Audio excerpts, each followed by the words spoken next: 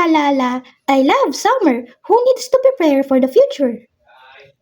I do. I am storing food for the rainy season. Relax and live a little. Ooh, was that a thunder? Oh no! A storm is coming and I have no food. Aunt, please help me. Can I have some rice? I am not giving it for free. I am selling one sack of rice weighing 5 kilograms for 200 pesos.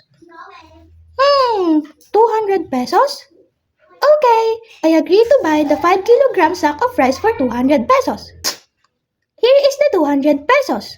And here is the 5 kilogram sack of rice. Trivia time! In this scenario, there is a valid contract of sale because first, there is consent. I offered to sell the rice for 200 pesos. And I accepted the offer.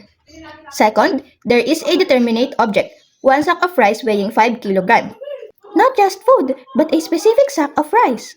Third, there is a price certain, 200 pesos in money. Because all essential elements are present, the contract of sale is perfected. Business law in action! Bye-bye!